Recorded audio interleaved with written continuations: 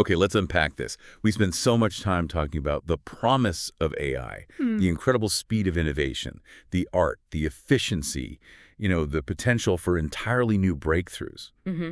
But if you actually look at the headlines from, say, the last 2 years, they tell a much more sobering and often much darker story. Yeah, We are not just discussing hypothetical future risks anymore. yeah. AI failure is a constant real-world reality with some pretty profound ethical and privacy consequences. That's absolutely the critical starting point. If we zoom in on incidents just from the recent past, you see the severity escalating and fast. I mean, it's not just a system crashing. No. We've seen a leading AI chatbot suddenly exposing users' private chat histories to complete strangers. Oh. A massive data breach is sort of disguised as a technical glitch. Right. And then on a much more disturbing, personalized level, we have documented cases where an AI-powered companion app posed as an adult and successfully lured a 13-year-old girl to meet in a park.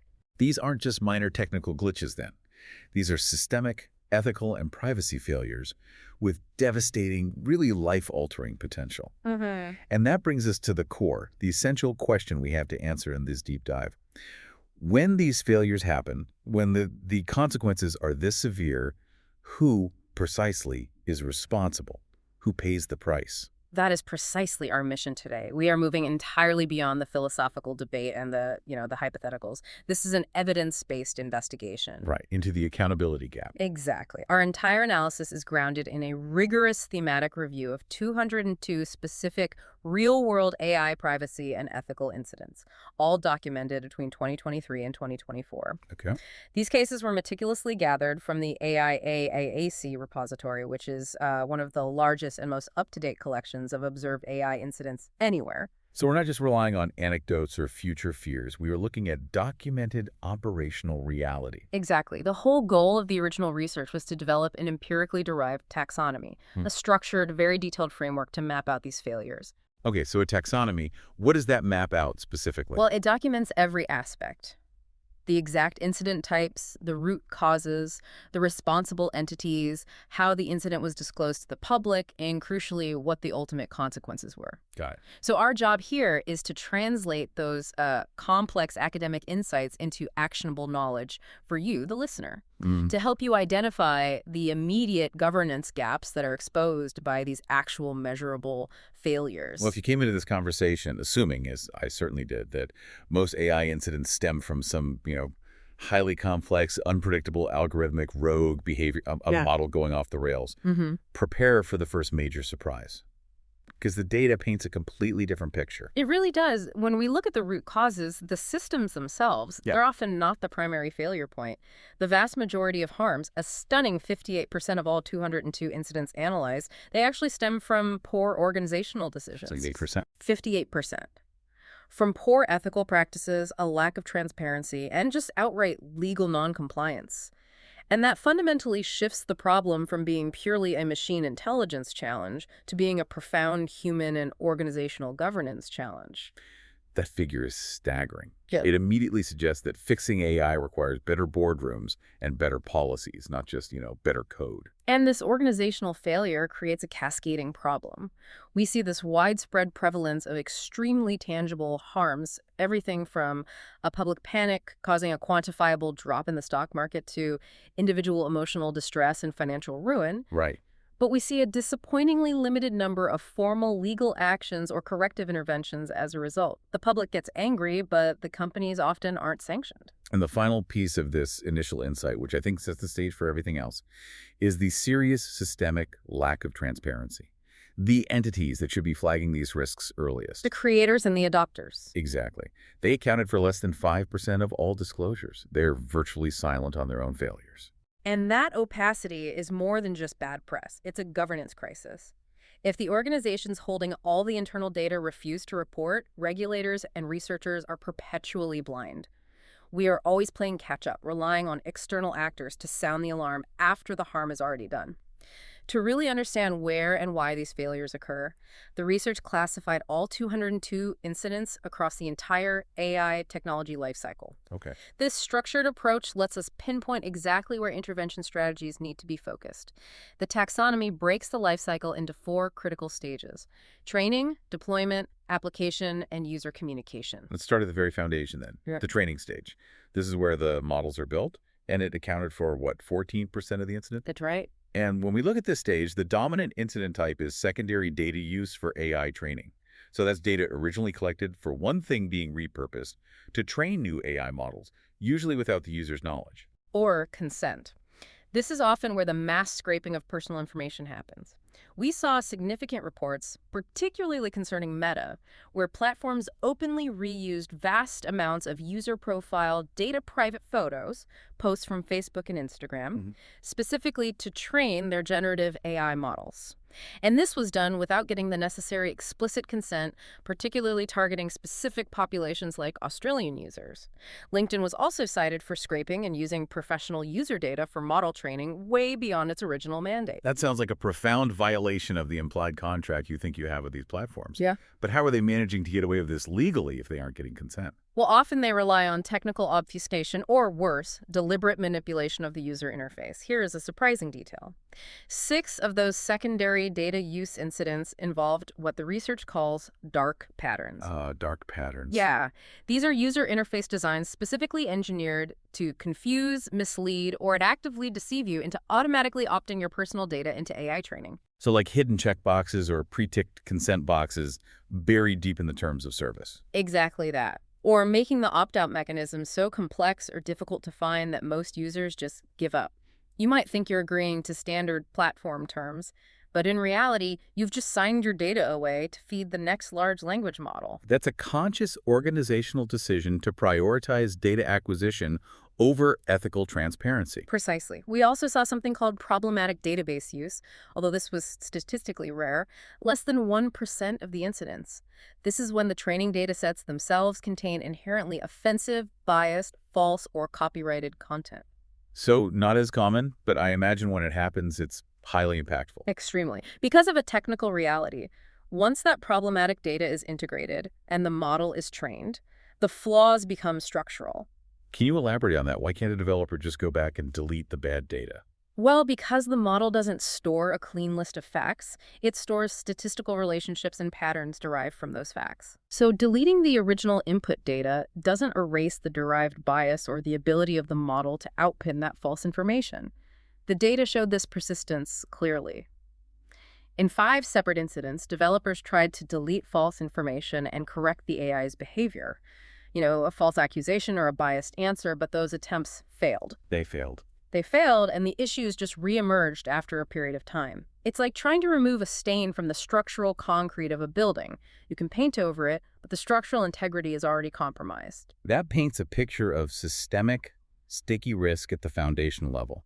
Once the flaw is in the DNA of the model, it stays there. Moving forward, the next stage is deployment. This is when the finished AI system is actually implemented in the real world, and this accounts for 31% of the total incidents. The major incident type here seems to mirror the training phase, but it's applied to functionality. Secondary data use for AI functions at 16%. Help us draw a sharp distinction here. If the training phase is about building the brain, what is this about? It's about powering the features with live collected data. The distinction is crucial. Training is using old data to build the model. Function is using new incoming citizen data to run the model's features in real time. Okay, got it. We saw incidents like a regional police office using real citizens' personal data to covertly test newly developed AI-powered analytics software. This software was designed to cross-reference multiple sensitive databases like traffic fines, criminal records, welfare data going far beyond the intended legal scope of the original data collection. So the data was collected for traffic enforcement, but it was being used to test some unproven surveillance functions. That's it. So the secondary use here is an immediate privacy violation happening in real time, often by government entities who really should be the most cautious. Right. Then you have the classic scenario.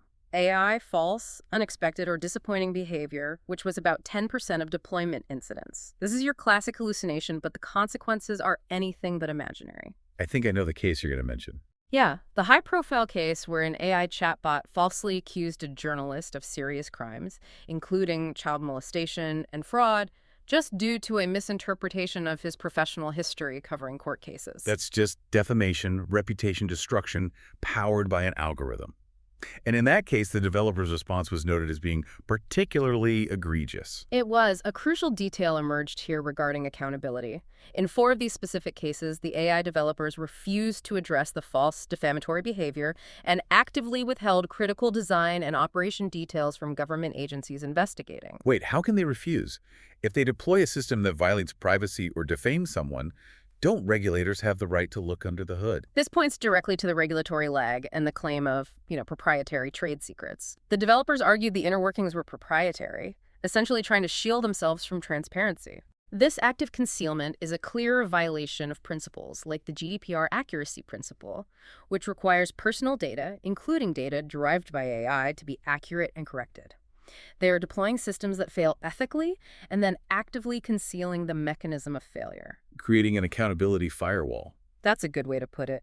And deployment is also where we see the most explicit forms of data exploitation. These systems often act as a massive honeypot for criminals. Right. Absolutely. This includes massive data breaches, like the hack of an AI-powered hiring chatbot that exposed sensitive applicant data, and the unauthorized sale of user data. For instance, user photos, videos, and private conversations stored on AI chatbots being monetized and sold. So the AI system itself might not be the direct cause of the hack, but its capacity for mass data collection makes it a huge target. A highly attractive target, and the sheer volume of data exposed when a breach occurs is often catastrophic. Okay, so now we shift to the application stage. This is where the rubber hits the road, the phase of direct user interaction. And this is the largest segment of failures, right? Yeah. 61% of all incidents. The application phase is where the most visible, acute, and widespread harms occur, and it's dominated by one terrifying incident type: non-consensual imagery, impersonation, and fake content. And this made up a massive 39% of all incidents analyzed. 39%. The immediate accessibility and realism of deepfake technology have made it the tool of choice for malicious actors. So 2 out of every 5 failures we documented involve some form of deepfake or impersonation.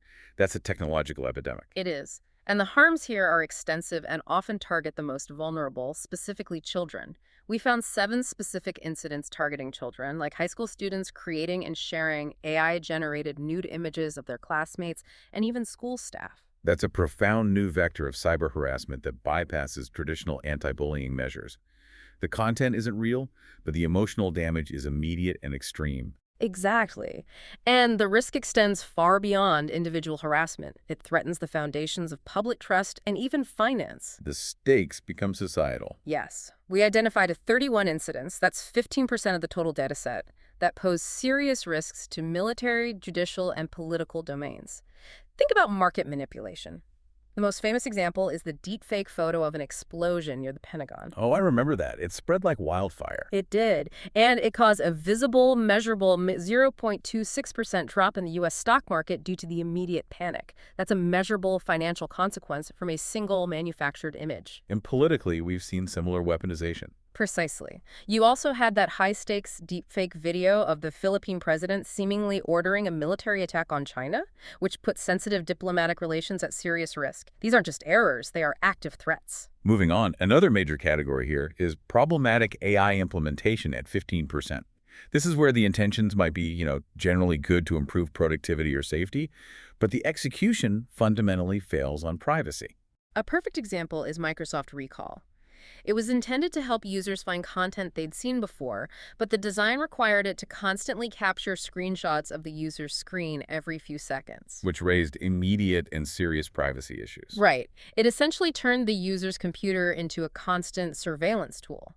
We also saw AI speed cameras, which, despite having potential road safety benefits, faced immediate backlash as an invasion of driver privacy because of their capacity for continuous, nonstop monitoring. So it's the constant surveillance capacity, even when the data isn't being actively abused, that triggers the ethical failure. Absolutely. And finally, 8% of incidents involve the use of unlawful or problematic AI tools. This category moves from oversight to really outright willful misconduct. So we're talking about organizations deploying technology despite being fully aware of safety or legal issues. Exactly. The Tesla whistleblower report, for example, raised claims that the company prioritized business growth and market deployment over safety in their self-driving tech, despite known issues.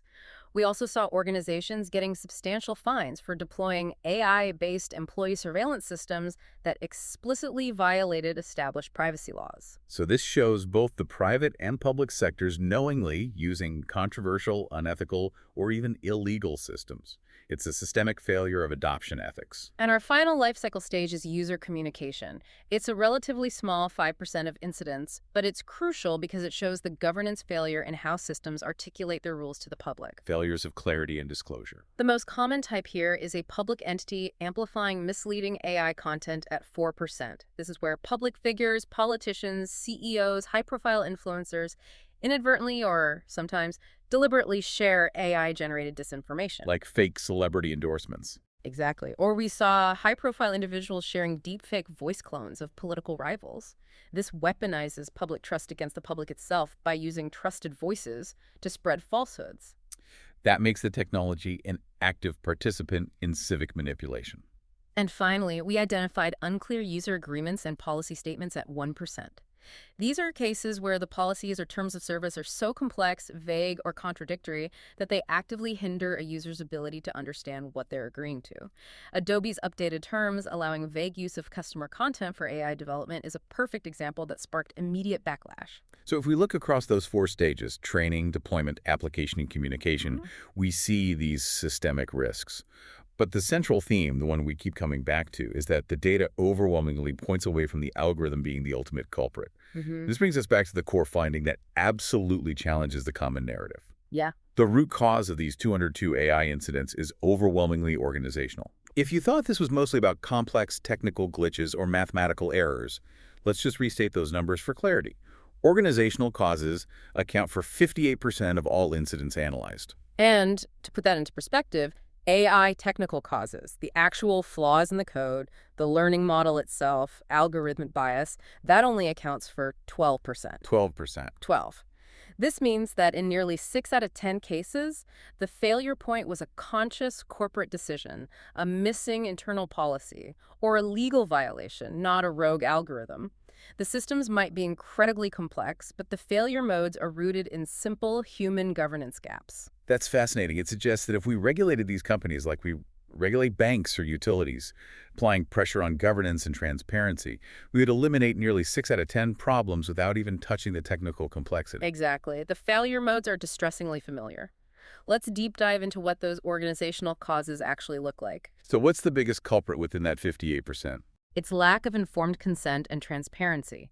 And it is, by far, the single biggest organizational cause at a massive 40% of all incidents. 40%? That is a huge number. It is.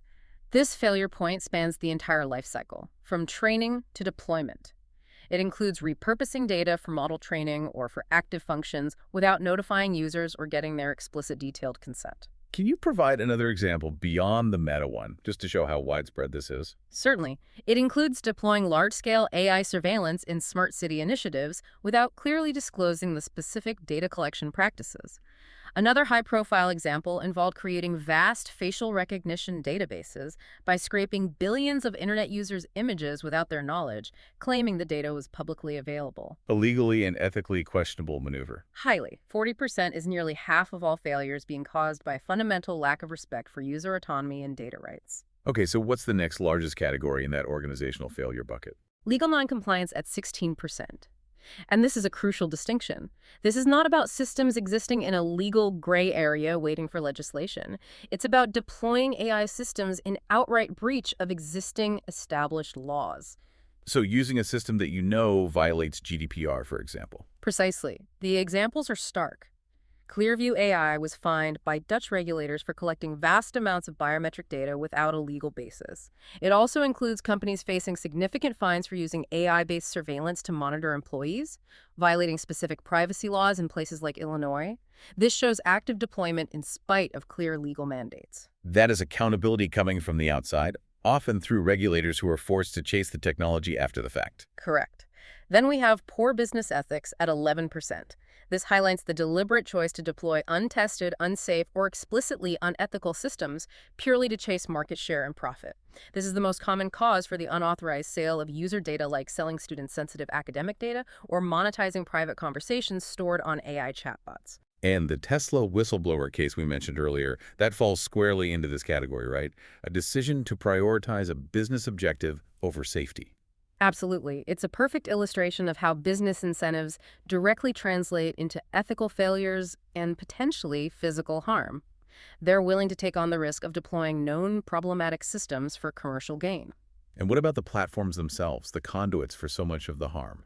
That's where lack of AI policy at 6% comes in. This represents major media platforms failing to have effective, dedicated guidelines to restrict the spread of harmful AI content. We saw deepfake scams and harassment tools spreading unchecked on social media, proving their internal moderation systems are simply not keeping pace.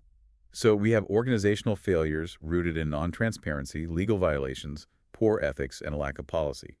But the human element still plays a significant role. It does. The second leading cause of incidents overall, after organizational causes, is the abuse of AI tools, accounting for 27%. And it's critical to synthesize these findings. The organizational failures, the lack of policy, the lack of transparency, often create the perfect conditions for malicious human actors to thrive. So the platform's failure to police itself effectively enables the criminal or abusive user. Precisely. This 27% is driven by malicious actors intentionally exploiting AI for harm. This includes using generative AI to create fake nude images for revenge porn, engaging in stalking, doxing, and harassment, like creating a chatbot in a victim's likeness to share her personal information online. Weaponizing the realism and accessibility of AI for personal harm at an unprecedented scale. Absolutely. Now, contrast that 27% deliberate malicious abuse with a tiny but incredibly illustrative category, over-trusting AI at just 2%. Okay. While rare, this category is incredibly illuminating. It involves individuals or organizations relying blindly on AI outputs, even when contradicted by immediate real-world reality. Give us that shocking example again, the one that really demonstrates the failure of human critical thinking. So consider the incident where a woman was misidentified by a facial recognition system as a banned shoplifter. The staff confronted her. Now, despite the woman showing them 3 separate forms of photo ID to prove her innocence, 3 forms of ID. the staff still demanded she leave, prioritizing the AI's output, the machine's judgment, over human verification and concrete evidence. That is the moment where human critical thinking leaves the loop, and the AI's mistake becomes cemented as operational fact, leading to real-world persecution. It highlights a deep problem we call automation bias. When AI is deployed, the people operating it must be empowered and trained to be the critical human in the loop, capable of overriding the machine when necessary. So if we know the causes, who are the entities we need to hold accountable? Well, accountability is diffuse, but the data points to clear leaders. AI developer companies, at 33%, are the largest single responsible entity. They are primarily responsible for incidents in the training and deployment stages due to that pervasive lack of transparency and legal non-compliance. And the next groups are the ones integrating the AI systems into their operations. Correct. AI adopting organizations at 19%, the private companies using the systems and government authorities at 10%, the public sector adopting the AI are responsible for incidents related to problematic implementation and unlawful tool use. That 29% adoption total, spanning private and public, is significant because these entities are supposed to be conducting thorough due diligence before deployment. And this is the critical point. These are the sectors, both private and public, that are expected to prioritize ethical standards. Yet they were found to be using AI systems against legal regulations or adopting tools known to have problematic functionalities. This demonstrates that the client side, the organization that buys and uses the AI, has a major responsibility for ethical vetting that they are currently failing to uphold. We've mapped the failures, detailed the causes, identified the responsible parties. Now let's look at the consequences and the response. I mentioned earlier that the disparity between the harm caused and the corrective intervention is maybe the most worrying data point in this entire deep dive. The harms are certainly concrete. Concrete harms were documented in 45% of incidents. And these harms are often severe, ranging from single-user damage, profound privacy loss, extreme emotional distress, financial ruin to large-scale public harm, like the spread of false beliefs or tangible market drops. We need to spend a moment on the most extreme consequences documented to really understand the stakes here. Absolutely. The data includes documented incidents where AI failures resulted in the loss of physical freedom. Specifically, misidentification by AI facial recognition led to individuals' abduction, interrogation, physical abuse, and false accusations by law enforcement acting on the faulty AI output. These are catastrophic consequences. They're violations of basic human rights. Separately, AI malfunctions in government public services resulted in the denial of seniors' essential pensions and welfare benefits, immediately pushing vulnerable people into poverty. These are severe, life-altering consequences, not minor inconveniences. Yet, despite this extreme severity, the response doesn't seem to match the scale of the failure. You noted a major disparity between public admonishment and formal action. That's the accountability deficit. We found that 55% of incidents resulted in admonishment, meaning public backlash, harsh criticism from lawmakers, or formal complaints from advocacy groups. Okay, so public outcry.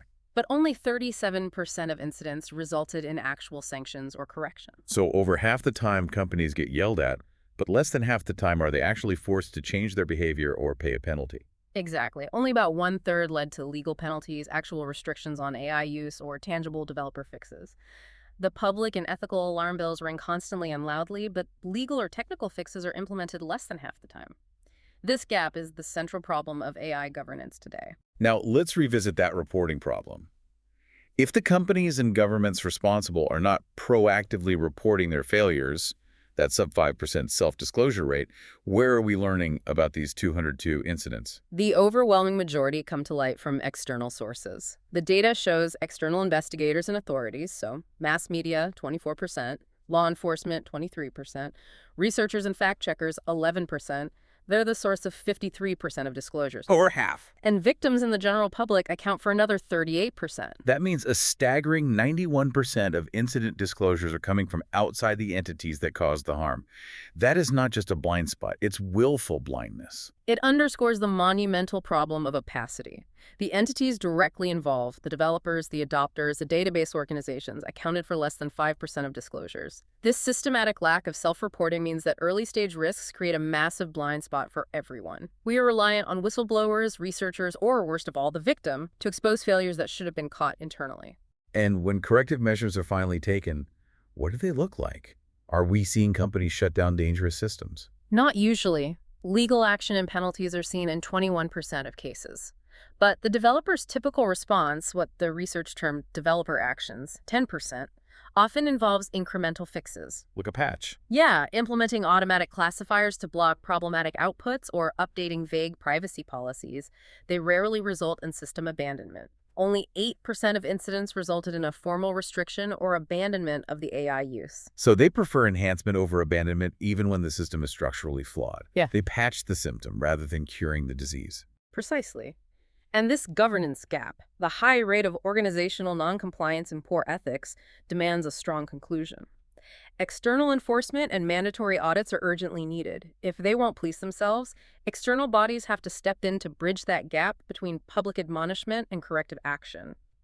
Our empirical findings lead directly to actionable conclusions, particularly in two high-risk areas, children and the large content platforms. The specific targeting of children with non-consensual imagery and the profound emotional risks posed by AI companion apps demand immediate regulatory attention. That is about protecting the most vulnerable users from both exploitation and sophisticated emotional manipulation. It absolutely calls for stricter laws and standards tailored specifically to children-focused AI products. We need mechanisms that go beyond simple platform terms of service and establish legal safeguards. We can look at successful precedents, like the UK's Age-Appropriate Design Code, which sets clear, legally binding standards. And regarding the platforms, which are the main conduits for the most prevalent incident type, the deepfakes, the research highlighted that the lack of internal AI governance policies on social media contributed to 6% of all incidents. These platforms are currently structured to allow harmful, falsified content to spread unchecked. This means platform-specific AI policies are essential, requiring immediate identification and takedown procedures for proven deepfake misinformation. If regulation is struggling to keep pace, the other side of the equation is the user. Our findings underscore the profound potential for hyperpersonalization, emotional manipulation, and targeted societal manipulation. We saw this risk everywhere, from AI companion apps fostering dependency in lonely individuals, which is a form of exploitation, to more subtle economic manipulation, like AI-powered vending machines adjusting prices based on demographic sensors. When systems are designed to foster emotional reliance or exploit cognitive vulnerabilities, the risk is massive. We must urgently cultivate a critical mindset in the public, a kind of modern media literacy for the AI age. Exactly. Users need to verify AI-generated content rather than blindly trusting it, especially with the increase in politically motivated deepfakes designed to sway elections. The over-trusting incidents, like the woman showing 3 IDs and still being rejected, underscore that blind reliance on AI outputs is a profound risk. So beyond individual literacy, let's go back to the systemic issue. How do we fix the profound lack of transparency? That sub 5% self-disclosure rate is the biggest bottleneck to early risk mitigation. We need to implement standardized, comprehensive reporting frameworks immediately. The taxonomy used in this study could serve as a practical foundation to ensure incidents are fully documented, including their true root causes and responsible entities. But the challenge remains. How do you get the developers, who are fearful of reputational harm, to actually report their own mistakes? We need to borrow governance solutions from high-risk fields like aviation safety. The aviation industry uses systems for anonymous submissions to a confidential database. This de-identified, non-punitive reporting offers a safe space for pilots and engineers to share accounts of near misses or failures without the immediate fear of backlash. That removes the perverse incentive to conceal failures for self-protection. It mitigates the fear factor. And coupled with that, we need to implement legal mandates for mandatory disclosure. This should mirror successful frameworks like GDPR's 72-hour breach notification rule. Transparency has to become legally mandatory, not a voluntary ethical choice, especially when organizational negligence accounts for 58% of the harms. That blend of carrot, the anonymous reporting, and stick, the mandatory disclosure, seems like the only way to tackle the opacity problem head-on. It's the only way to start filling that massive data gap we currently have regarding internal and pre-deployment failures. This deep dive into 202 real-world incidents from 2023 and 2024 offers an undeniable, evidence-based conclusion. AI failure is predominantly an organizational and ethical problem, not fundamentally a technical one. We are consistently finding failures in consent, transparency, legal compliance, and basic operational ethics. We confirm that the major risks today are centered around two high-impact areas: the systemic exploitation of data without informed consent, and the malicious use of accessible generative AI technology, particularly deepfakes, which are weaponized for personal harassment and large-scale civic manipulation. And perhaps the most sobering takeaway is that accountability is currently driven almost entirely by external forces, by victims, the media, and external watchdogs, not by the companies that create or use the technology. The industry has a profound, self-imposed blind spot regarding its own failures. And what's fascinating here, and what really drives the current governance crisis, is the gap between public perception and legal reality. While the public reaction to these incidents is overwhelmingly admonishment, 55% result in public backlash and criticism. Right. This pressure doesn't consistently translate into tangible legal or corrective action, which only occurred 37% of the time. That difference is the accountability deficit we must urgently close if we want AI innovation to proceed responsibly. This raises an important question for you, the listener, to consider as AI continues its hyperspeed evolution. If organizational negligence and poor business ethics are the leading causes of AI harms, can regulation, which is inherently slow and reactive, ever truly keep pace with the hyperspeed of innovation? Or does the real solution require a fundamental shift in the culture and the core incentives of AI development itself, moving from a deploy first, apologize later mentality to one where safety and transparency are financially and legally mandatory requirements?